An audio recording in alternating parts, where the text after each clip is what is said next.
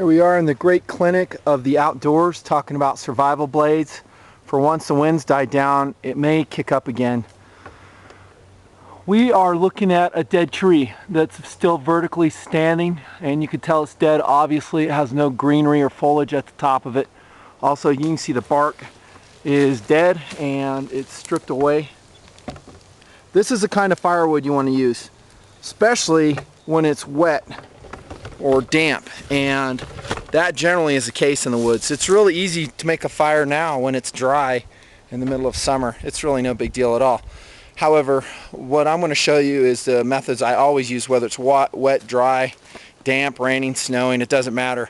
You can always find dry wood in vertical standing dead trees if you have the proper tools, and that gets to our survival knives. Now, some guys every now and then I'll get an armchair warrior says, "Hey dude, why don't you just use an axe? They're a lot better than survival knives." Well, let me see you pack an axe back here 5 miles in the backcountry at, I don't know, what am I at, 9,000 feet altitude? Post your video, please.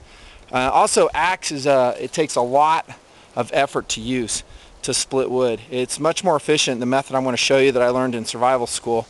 It just works, and it's lighter weight too for backpacking in the backcountry. So what we're going to do now is process this tree. I want to show you how.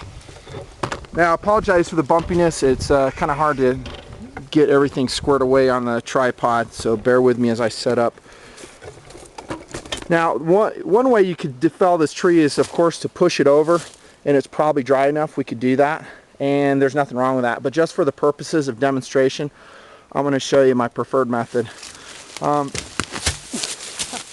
Also, I'm going to tell you, we could have gotten a bigger tree. This is not the biggest tree out here, but it's small enough where I can do it relatively quickly and show you the concept at work. Now, the knife I have right here is an RTAK II. It's an outstanding, heavy-duty, very large survival knife. The case could be made that it's maybe too large to go backpacking with, but I would say it just depends on what you want to do with your knife. It's heavy. It's 30.5 ounces, so it's not a lightweight. I'll do a separate review on it. But a novice might say, hey, I got a survival knife. I'm going to go ahead and follow the tree with a survival knife, and certainly can do it as long as you have a big blade like the RTAK II. And let's see how that goes. Look out, girlfriend. Now, if I follow a tree, I'm going to notch it.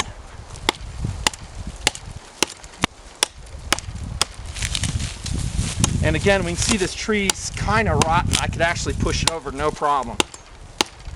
Notice I pull my hand away when I'm going up. Keep your hand out of the way of that blade. You get a bad cut back here in the backcountry, you could bleed to death. Easy. Then I'll come up and notch it this way. Look out, dog. Go on. You go that way. Good girl.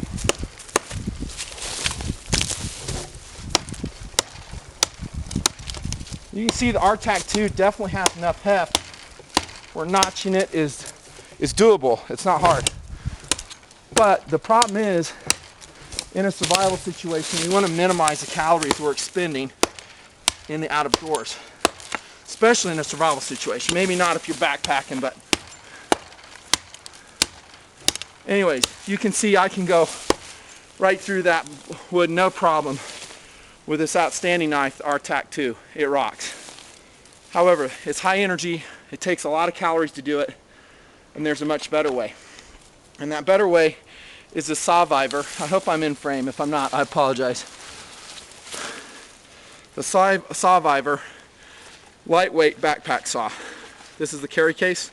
I've had mine for about 8 years, if not longer.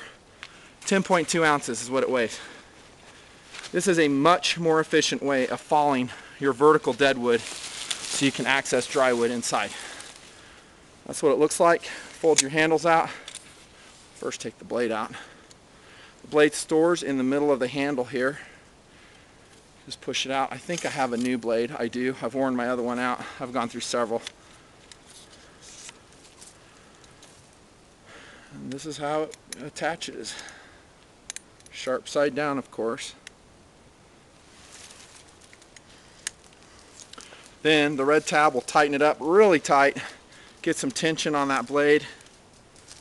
And then you remember I mentioned WD-40 in some of my other videos. You always want to use WD-40 to lubricate your blades. Yeah, it weighs something. I find that in the out of doors, you're going to be working so hard that your blades, all of them, I don't care what they are, saws, knives, even axes will perform when you're car camping better if you WD-40 the blade. So I got my WD-40 or like lubricant, little shake, little squirt, and this is what the RTAK II is doing. This is what the Sawvivor will do. Now, a little bit of note on safety. We're going to look where this is going to fall. I got to lean this way, so it's going to fall that way. So I'm going to make sure everything's out of the way. And there we go.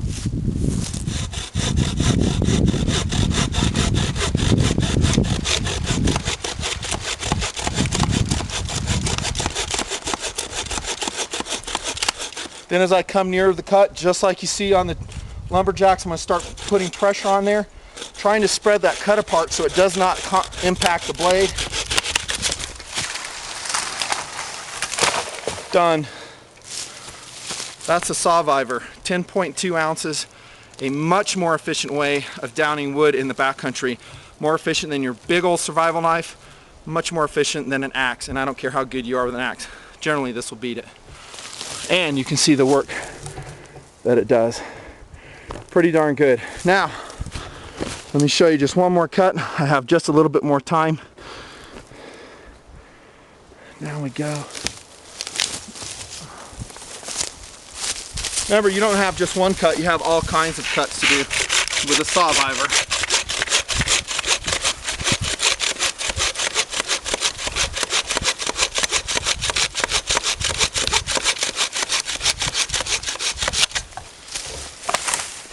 Try to avoid your knots when you're sawing.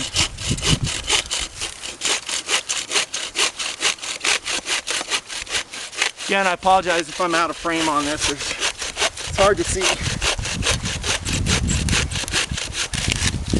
There you go, Sawvivor. We're going to process these chunks now with our survival blades. I'll make a separate video on that. Nothing fancy, out.